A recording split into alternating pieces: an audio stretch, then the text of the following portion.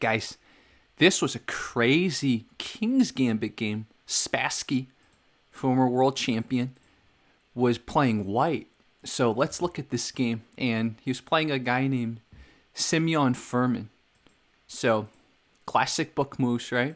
This is your King's Gambit right here. And you can decline it, or you could take, and it's accepted. Now, right here, I've never played this line before. Usually you go here. The reason you go here is to prevent this, because once Spassky played this, check out what happens. This happens. So, the best move in this position, guys, is to move the king. Look at this. Look at this. Your king has moved. You can't castle. What move is this? What move is this, guys? This is the fourth move. So now, putting more pressure towards the center. According to the computer, actually, this would have been better. Basically, defend this pawn and pile more pressure kingside, because that's where you're attacking. Sorry, let me get rid of this move. I accidentally got rid of this. So yeah, that's the best move according to the computer. So here we go. Spassky takes. And now, the knight that usually normal King's Gambit players promote up, develop up, now it's threatening. And notice the king's not there anymore, right? So let's see what our man does here. So this is a pin, see? Because you can't move this to attack this because your king's in though. So, takes the center. And then notice now there's an attacker and this can't defend. So instead of worrying about this, Spassky actually attacks the bishop. I don't know if that is good though, you see, because that's, oh, because of this, the queen's still protecting the pawn. Interesting. So the computer says that was a mistake. The computer says Spassky should have gone here. I mean, that's the move I would have done too. Computer sees very far in advance, right? This psychologically is very good. Counter-attacking. So now there's a castle queen side. Now the computer says this would have been better. Don't commit to castling that side yet. Wow, look at the line that the computer sees. Look at this. This is the line that the computer sees.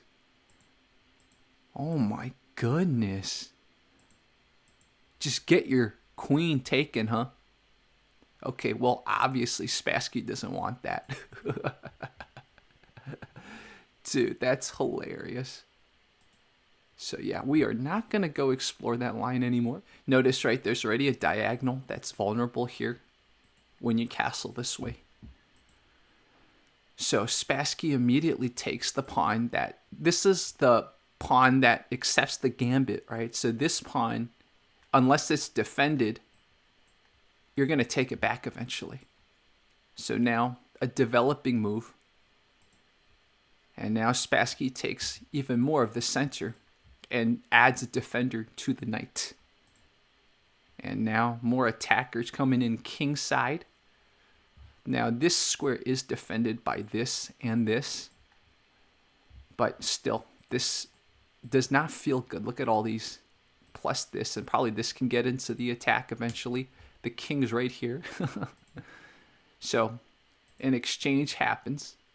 So take the bishop, and he has a tempo because that's a check.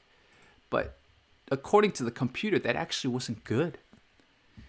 Even though this is protected, the computer says the knight should have captured this way. You should have captured with this knight. Interesting. Should have captured with this knight, says the computer. Yeah, we're not going to look too much at the lines here, but this is the computer's kind of calculations. Stockfish shout out, right? Look at how much Spassky loses out. Look at this. Whoa, look at that. Look at this. Well, actually, the computer, look at this, doesn't have Spassky 2 behind. So let's go back here. So, anyways, the opponent captures with the wrong knight according to the computer, which causes Spassky to move Spassky. Yes, Spassky. I don't want to mispronounce his name. Move his king even more. Look at the king, how far the king's in the center of the board. So now the queen goes here. That's an excellent move. And now look at this, finally unpinning, because although the king is now not behind the knight, the queen is behind the knight, so unpinning this. So now there's a retreating move by the opponent. And so getting this bishop off to a safer square. So there's a pawn exchange, and then Spassky takes more of the center. Like I predicted, this rook was going to get into the game. I mean, this doesn't look good on paper, you see. Look at this. But look at the computer. The computer knows Spassky's behind. Sorry, I said it wrong. The computer knows that Spassky's ahead. See, I can't correct my biases. If I were given this position, I'd be like, wow, Spassky's going to lose this. But yeah, he's totally ahead. Look at this. So he gets his rook into the game. According to the computer, he should have just moved his king even more. Get the queen outside of this, right? So anyways, we'll go here, here. This is an attack on here, but if he captures, there's a queen here. So finally, Spassky does get his king off the scope of this. So this was a queen move. And then look at that. Spassky's like, come on, let's trade, let's trade, let's trade. Look at that. See, like I predicted, there's a tempo on the knight. So there's a check right here. Use this to interpose, and you can't take this because this is guarding, and this is a discovered attack on the rook. Although, if you look here, the queen is protecting. But still, it's a discovered attack.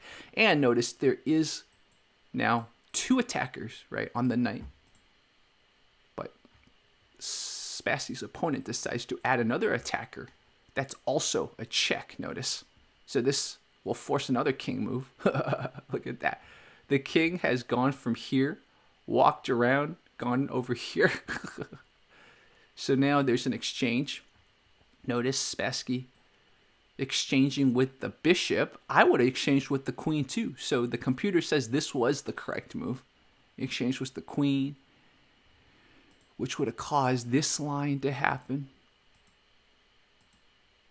Okay, I see. All right, anyway, Spassky instead exchanged with the bishop. So now we have basically the same sequence. Now look at this double bishop attack on the queen. So the queen decides to give a check, and look at that. Now it's, do you want to exchange? Do you want to exchange? And one more check. So notice the bishop's still guarding the queen, right? That's why this move's okay, because you only have one attacker on the queen, and now the queen is being counterattacked. So the queen leaves, threatens this pawn, and now Spassky gets a pawn, and likely you could take this pawn, but instead moves the king out of the way, I guess because there is a check here that he sees. So now it's a threat on the queen, and this backward pawn is being guarded by the queen right here. So get the queen out of the way. And now we have a threat on the rook here. So the rook moves, occupies this open file. Look at the computer. The computer thinks Spassky is going to win this. And guys, notice where the king is. The king of Spassky's has moved all the way from king side to queen side. And so there's a little threat here. There's no exchange. And the reason that the opponent decides not to exchange is, look, he's a minor piece down. So now this is where the opponent, black, resigned. So we could look at what the engine says, what happened next. So develop your pawn on the king side. I think the opponent just looked at the writing on the wall and said, look at this, right? There's a lot of pressure coming this way, and he's got a lot of minor pieces. And you ask, why doesn't he capture this? Because again, it's being guarded. So the bishop is inherently stuck, right? The bishop can't go anywhere. So the bishop is stuck, so out of the game. So he inherently only has 2 pieces in the game. So guys, what do you think, man? Let's look at where b2, this was where the king ended up. Where was the king initially? From e1 to b2. That's where the king moved to. How do you like that, guys? How do you like that?